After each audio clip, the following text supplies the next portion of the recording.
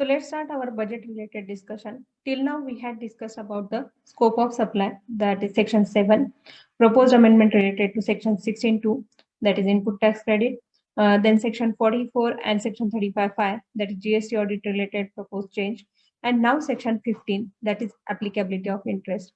Now, this proposed change is relevant to everyone, and even after change also everyone has to take care of certain aspects, and that aspects we are going to discuss in this video.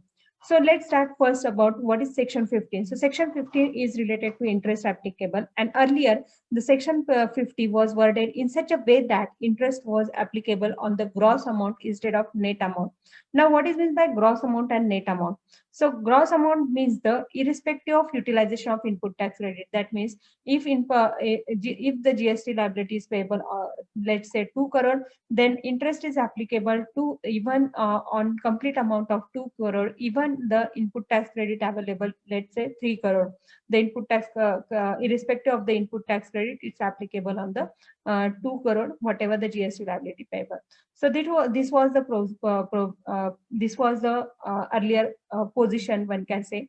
Uh, Now, this provision is now inserted, or when provision has changed or proposed to be amended so that the interest is applicable on the net value. That means the amount which is payable on in the cash after utilization of the input tax credit. So just to discuss about the part towards these amendments, why this amendment is necessary, and this proposed change is necessary from the taxpayer perspective, or the from the authorities perspective.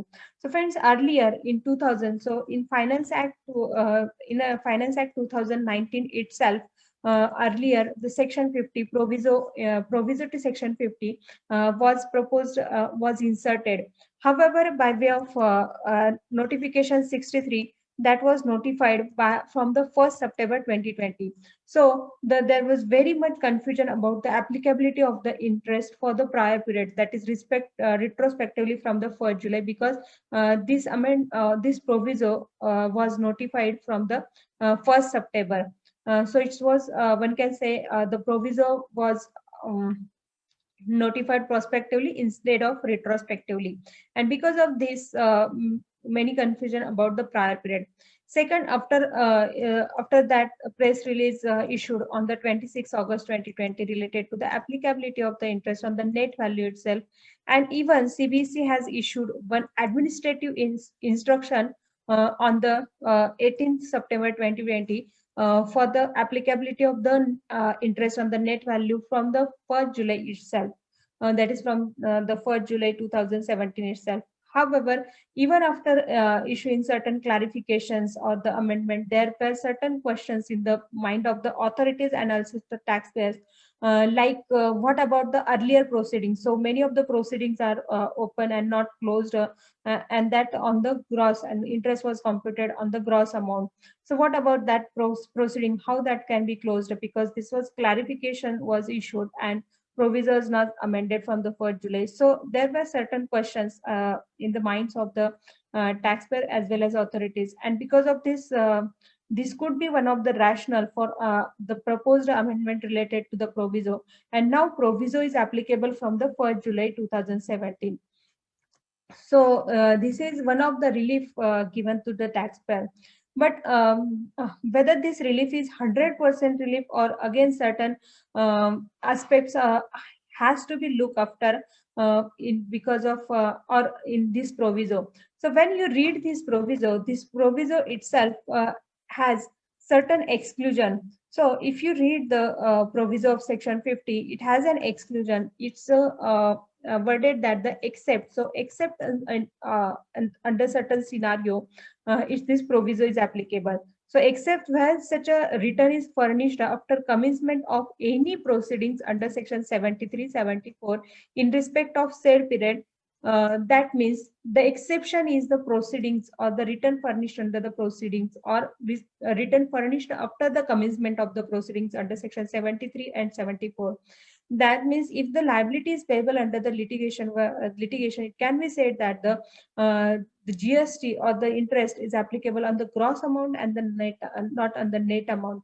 Even in case of payment by way of DRC 03 or a certain payment, it's not by way of section 39. So other payment other than return can be said that, or could be if the provision is worded in such a way that when it can be, or it can be said that the interest is applicable on the gross amount and not on the net amount. So this is not 100% relief to the taxpayer. Many of the scenario may not covered under this proviso. So whenever you are computing the interest, when you are paying the interest, first read the proviso and check whether the scenario is getting covered under this proviso and interest is applicable on the net value or the gross amount. Now, as a way forward for the taxpayer who had earlier paid the GST on the gross amount, interest on the gross amount and paid the excess interest, they can also apply for the refund. So refund can be explored in such a scenario in case of excess payment, because this amendment is now proposed from the 1st July 2017 itself. So it can be paid. Again, the 2 years, in our view, the 2 years condition or the 2 years applicability for the refund, the 2-year condition is not applicable because it's not a nature of interest, or it's an excess payment of the interest, and this because of this, the 2 years restriction should not be applicable in such a scenario.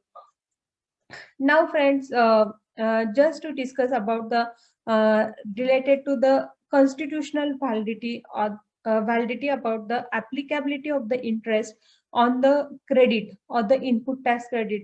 So in our view, there are many judgment. It's earlier also said that the input interest is not applicable, or interest should not be applicable on the input tax credit. So in this regard, the apex, there is a one apex court judgment, and that can be referred the apex court judgment Eicher Motor. So in the case of Eicher Motor, apex court held that the possession of the credit or the credit balance is as good as a cash.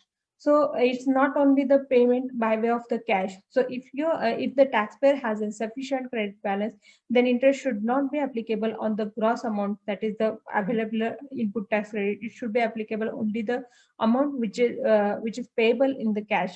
So the scenarios which are not now also covered under the because of this provision, certain scenario are not getting covered in the net liability or net interest applicability on the net. So such a can be litigated on the basis of such a judgment. Even though if we refer the judgment related to the Mansarovar Motors Private Limited, which is recently discussed about the applicability of the net interest on the net value or the gross value. That also, and its judgment is related to GST, and it also says that the interest should be applicable on the net amount on the basis of that Eicher Motors judgment. So friends, definitely the scenario or the scenario which are not now covering under the proviso has required to be looked after by the GST Council, so that so proviso should be worded in such a way that all scenarios should be covered for the applicability of the interest on the net value. So this is about the proposed amendment related to interest. Just as a way forward, first related to refund can be claimed as discussed, and second related to the revisit of the proviso. So whenever any interest is paying, or you are paying any interest, please revisit the proviso, whether the interest really applicable on the net value or the gross value in the scenario wherein you are paying the GST liability. So thanks.